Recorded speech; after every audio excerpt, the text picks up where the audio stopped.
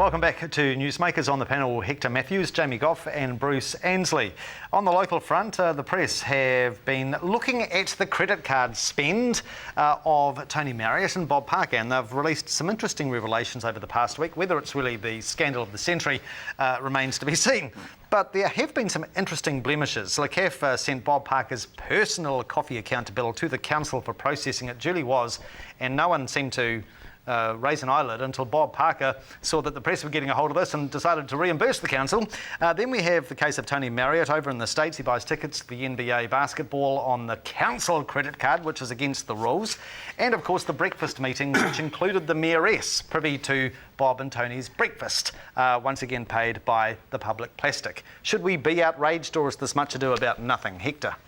I agree, it's not the scandal of the century. Muffins aren't the scandal of the century. The thing that I get grumpy about with all of this is that if you or I had our respective company credit cards, yes, and bought tickets to a Canterbury match or an All Blacks match, we'd get sacked and probably the police would be called in. And I don't get why this doesn't happen. I don't get why integrity is black or white for Joe Public and it's grey for public officials. So it's more the principle here. You know, someone who buys golf clubs and takes his family on a holiday, and we all know what we're talking about here, yep, that's not a grey area. He should have been sacked and he shouldn't have a job, because we would have been sacked and we wouldn't have a job. So I don't know why public officials are able to get away with grey areas. I know if I'm taking my wife for a cup of coffee, it's not business. And I know an NBA game isn't business, and someone who's on the sort of money that Marriott's on should have a credit card in his wallet that says Marriott, not Christchurch City Council. So, you know, that's what really worries me about all of this, not the muffins. That's just much ado about nothing. Yeah, and of course this is the same saga that we've seen played out with the parliamentary credit cards, Len Brown's card, where we seem to have huge confusion over what card should I be putting this on. It seems to be a pretty elementary mistake. Is it sheer sloppiness, Jamie? It is possibly a bit of sloppiness. I think the word of the day is fad, really. It seems to be a bit of a fad in the media at the moment to be looking into this expenditure. And we obviously had the goings-ons in the UK with people paying for moats around their houses and all that sort of stuff, and we don't quite have that here, although I'm sure people in the media may wish that it was and are trying to create something about it. Muffins and whatnot and flat whites and lattes aren't quite cutting it. But Hector does touch on something which is quite pertinent, and that is the fact that it's black or white for everyday sort of people, and when politicians, it comes along to it's this grey area. And it actually should probably be the other way around, because there is that perception there they have been entrusted to represent the public. And as far as those sorts of things go, yeah, you can be a bit controversial on how you are flamboyant and to get, you know, into office or something like this and outspoken. That's all part of that sort of role. But as far as it goes with when you are employed by the people of the city and you're spending their money, you've got to be very, very, very careful where that goes. Okay. How do you see it, Bruce? Well, I agree with Jamie. I mean, you know, public money implies more responsibility, not less. But I'm more interested actually in the reaction of people who have been caught at the trough, people like Bill English and Roger Douglas, etc. And Bob Parker kind of followed that style too, and he said, oh, look, I'm a busy man. The implication being, of course, that I'm busy serving the community, so I'm entitled to the odd cup of coffee and the odd muffin, etc., etc., etc. But, and Roger Douglas, as I remember, said, look, I'm entitled. I'm entitled. Yeah. There's this sort of feeling that if you're serving the community, you're entitled to break the rules, and you're entitled to act differently than other people, whereas as Jamie pointed out, you know, you should be. It should be the other way round. It breaks with that sense of entitlement, doesn't it? And Yeah. I'm not pointing fingers at who or what that may be, but I think there are just some people there, and it sits uneasy with me where there's those people that I like, the ones that go, it is a privilege to serve these people, and then you get the certain other people which like to bandy the word entitled around, that I think get the feeling where they say those people are privileged to have me there. I'm not convinced on that one. Also on the mayoral front, Liz Gordon has dropped out of the race this week, and Liz Gordon said to me on ZB on Monday that she won't be endorsing Jim. She doesn't talk to Jim.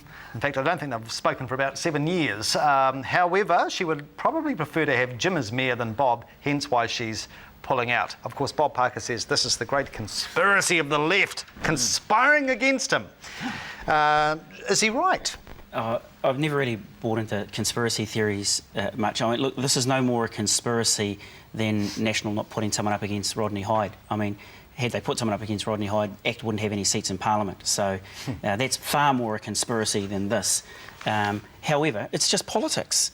That's what happens in politics. There's a whole... I mean, New Zealand basically is a centre country, and there's people slightly right of centre and slightly left of centre. That's what we really... And that's what we've got in Canterbury. Some people are slightly more socialist than others, and some people aren't.